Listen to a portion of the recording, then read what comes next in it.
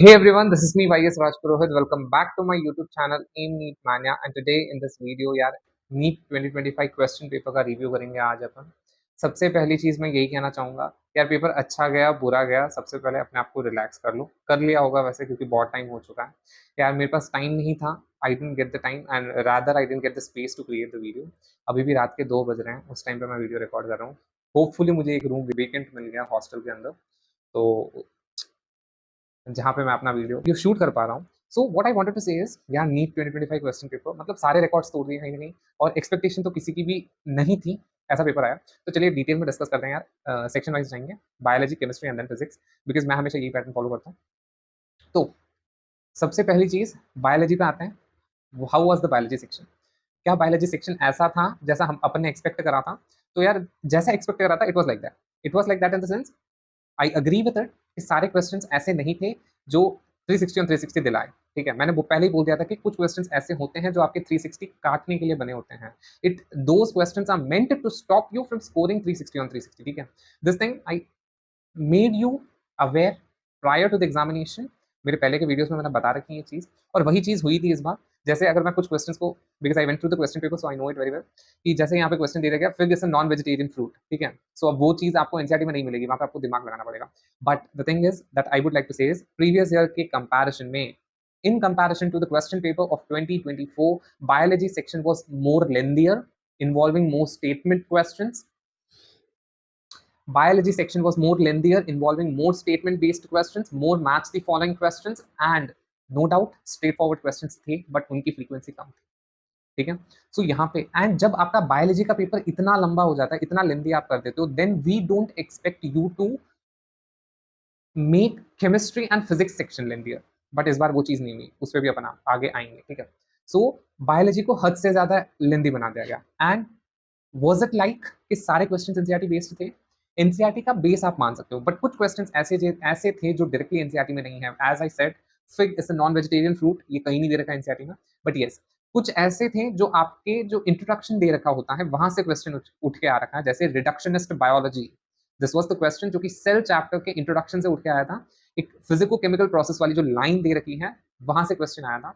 And another one question जो introduction या फिर जो आपके पास में बायोलॉजिस्ट के बारे में डिस्क्रिप्शन दे रखा होता है वो आता है हमेशा। Every year there is one question like this.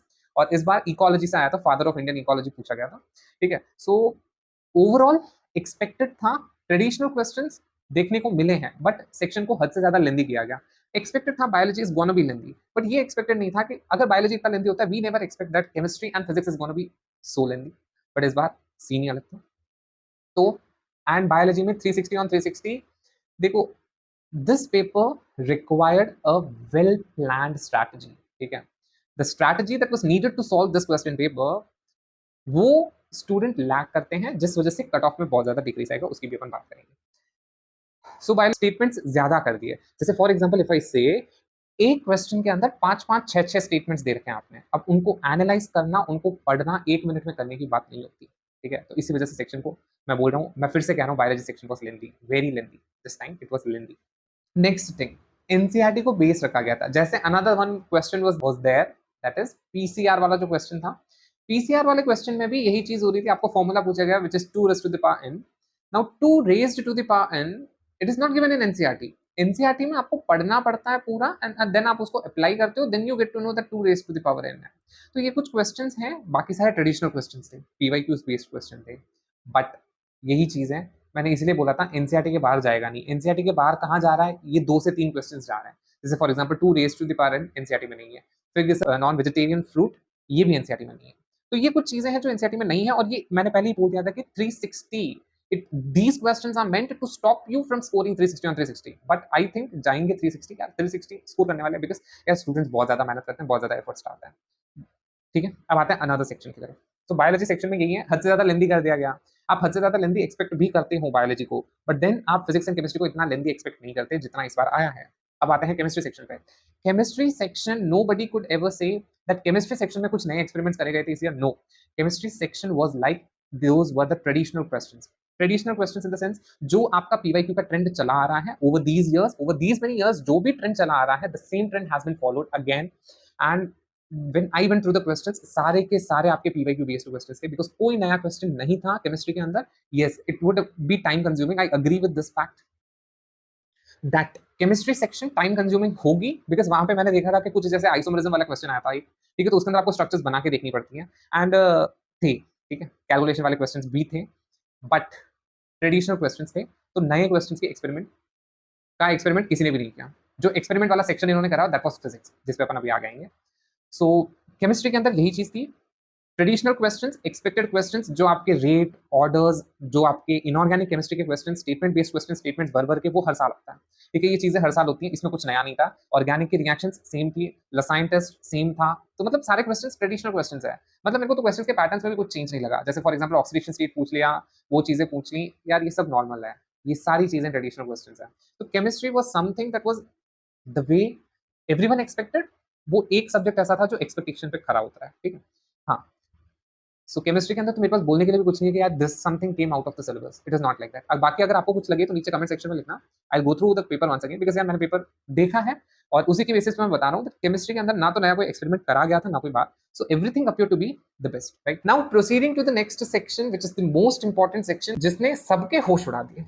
अब सबके होश उड़ा दिए इन द सेंस, यार पेपर को हद से ज्यादा लेंदी कर दिया गया. When you have already made the biology section so lengthier, we never expected you to give such lengthy questions in physics. मतलब 7 लाइंस 8 लाइन का एक क्वेश्चन है, उसको पढ़ना, उसको इंटरप्रेट करना, एंड उसके अंदर मल्टीपल कॉन्सेप्ट अप्लाई करना. ये भी नहीं है कि आपका क्वेश्चन एक सिंगल कॉन्सेप्ट से सॉल्व हो जा रहा है, मल्टीपल कॉन्सेप्ट अप्लाई करने पड़ रहे हैं आपको एक सिंगल पर्टिकुलर क्वेश्चन में. नाउ वहां पे चीजें प्रॉब्लमेटिक हो जाती हैं, वहां पे things become very problematic for everybody, and you can not expect, या टीचर्स नहीं सॉल्व कर पा रहे हैं, ठीक है, तो आप स्टूडेंट से कैसे सॉल्व एक्सपेक्ट करते हो कि वो 3 सब्जेक्ट सॉल्व कर रहा है, पेशेंटली सॉल्व कर रहा है, एंड इतना लंबा क्वेश्चन पढ़ के सॉल्व कर रहा है. सो उसी वजह से इस ईयर का जो भी कट ऑफ के अंदर आपको डाउनफॉल देखने को मिलने वाला है, ठीक है, that will be only because of physics, ठीक है. सबसे पहली चीज, फिजिक्स नीट के अंदर नहीं एक्सपेक्ट करी जाती. एवर सिंस 2016 किसी ने एक्सपेक्ट नहीं करी है, बट यहाँ पे तो 2016 वाला केस भी नहीं फॉलो हुआ ना, उससे भी एक लेवल लगता paper. Went through the question paper, इसलिए बता रहा हूँ मैं कि इंस्टीट्यूट्स भी जब क्वेश्चंस बनाते हैं, क्वेश्चन पेपर सेट करते हैं, जो आपके फाइनल के जो मॉडल पेपर्स होते हैं, जो प्रैक्टिस पेपर्स होते हैं, टेस्ट सीरीज चलती हैं, वहां पे भी ऐसे क्वेश्चंस नहीं होते, ठीक है. तो 6 to 7 लाइन का एक क्वेश्चन है, अरे यार टीचर्स को सॉल्व करने में टाइम लग रहा है. Literally I went through YouTube videos and I got to know that teachers को सॉल्व करने में, एक पर्टिकुलर सेक्शन फिजिक्स को सॉल्व करने में 3 आवर्स 4 आवर्स लग रहे हैं. आप स्टूडेंट से एक्सपेक्ट कर रहे हो वो 3 सब्जेक्ट सॉल्व कर रहा है 3 आवर्स के अंदर.